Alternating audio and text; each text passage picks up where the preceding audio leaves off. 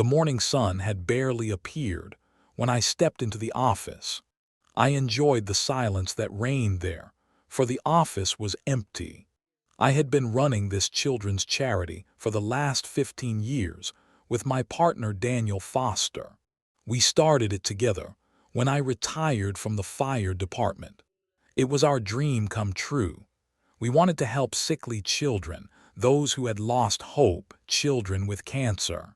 I prepared myself a cup of coffee and sat at my desk, thinking about the charity. It was going great, I thought. We had donors from all over the country, both rich and poor. We always managed to collect enough money for the children. Every penny went to them. That was our policy. Suddenly, Sarah, our office manager, entered the room. Sarah was a good woman. She had served us for the last 10 years with loyalty and honesty. She had a pale face and trembling hands as she gave me a file. I looked inside the file, surprised. It was the bank statement. Our account was almost empty. My heart raced.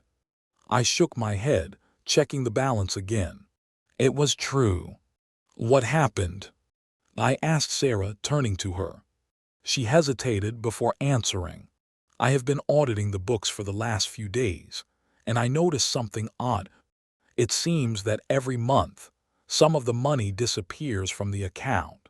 First, the amounts were small, but then the withdrawals started getting bigger.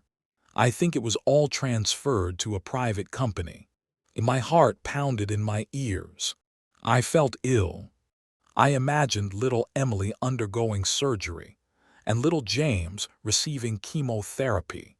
I could almost see their parents' tear-stained faces. All that money was gone. I called Daniel, but he did not pick up. I tried again and again, until he finally answered the call. Hello. His voice was calm and even. Daniel, where are you? I asked. He hesitated before answering. I am on a business trip. With who? I demanded.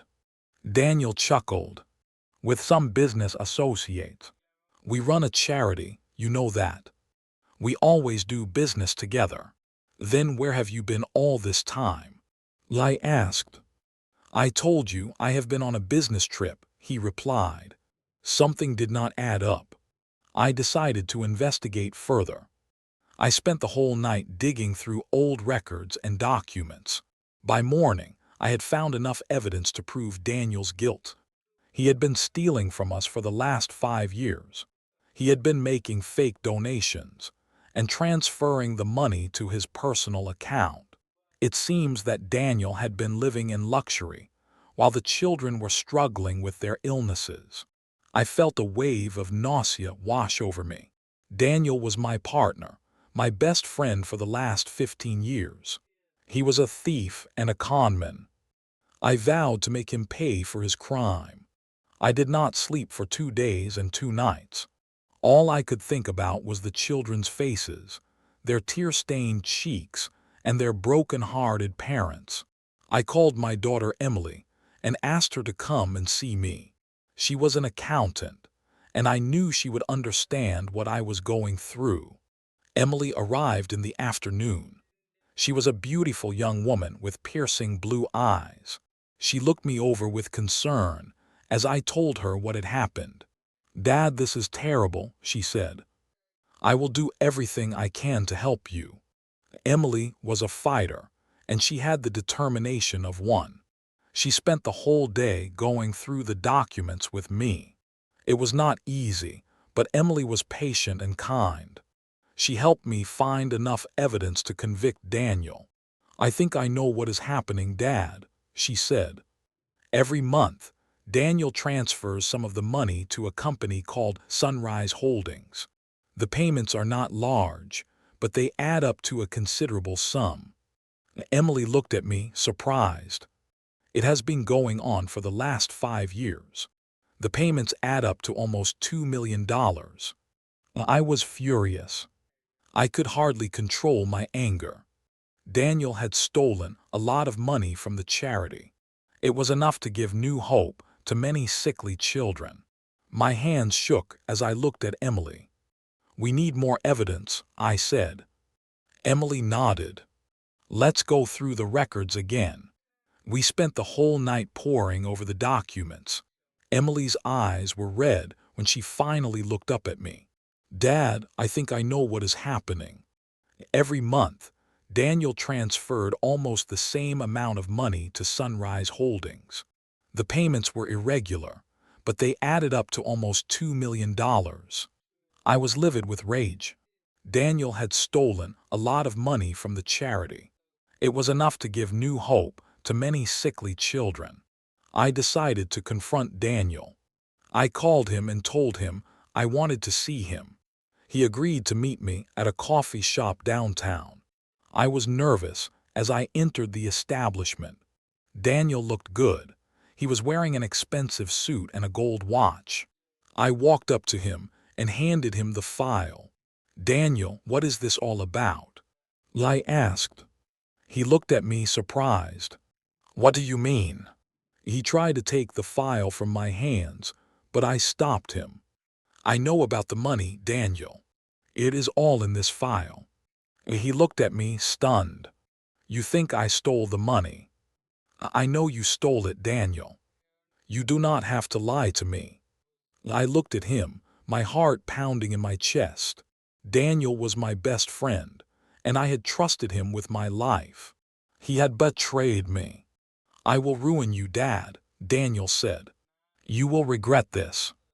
"I will not let you get away with this, Daniel. I have enough evidence to convict you." I was furious. Daniel had stolen from me, and I was going to make him pay. I left the coffee shop and called the police. I also called the charity board and told them what had happened. They were all shocked. Daniel had stolen from them too, but I was going to make sure he paid for his crime. The next few days were a blur. I met with the police and the charity board. I also met with a lawyer named Mr.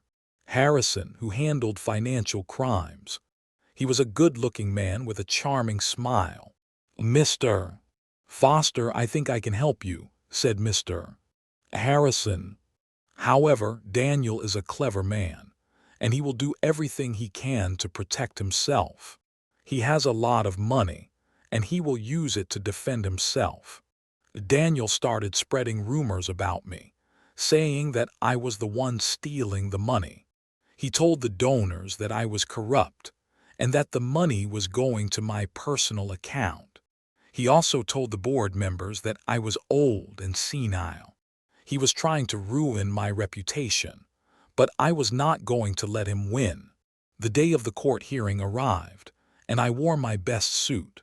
I had retired from the fire department 15 years ago, and I still looked good in it. I walked into the courtroom and saw Daniel. He looked good too, but his face was pale. He had a team of lawyers with him, but I had something better. I had the truth. The prosecutor called me to the stand, and I told them what I knew. I told them about the fire department and the charity. I told them about the children and their parents. I told them about the night I discovered the money was missing, and about the fake accounts. I looked at Daniel as I spoke, but he did not look at me. He looked at the table in front of him. His lawyers tried to stop me, but I continued. I knew what I was talking about, and I was not afraid of them. I told the court about the children's illnesses and the treatments they needed. I told them about the fake company and the shell company. I was angry, but I was not going to let my anger control me. Emily was the next witness, and she did a fantastic job. She explained everything in detail, and the judge was impressed. She told them how Daniel had stolen the money and how much it had cost the charity.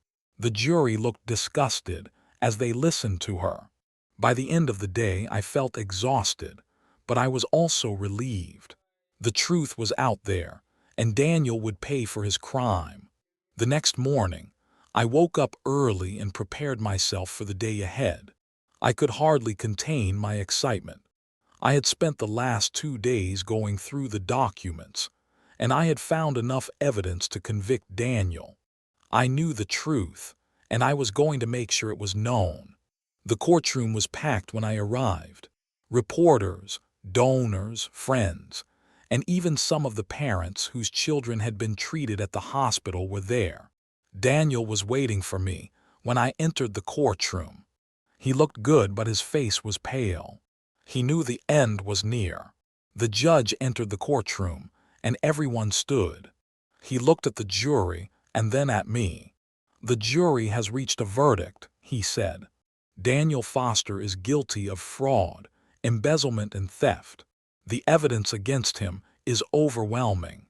Daniel's face turned white as he looked at the judge. His lawyers tried to argue, but the judge silenced them. "Daniel Foster has stolen money from sickly children," said the judge. "This is one of the most despicable crimes I have ever seen." Daniel looked at me, surprised. "You are a monster," he said. "You will regret this." "I will not let you get away with this, Daniel. You stole from the children, and you will pay for your crime." The judge sentenced Daniel to 10 years in prison and ordered him to repay all the money he had stolen.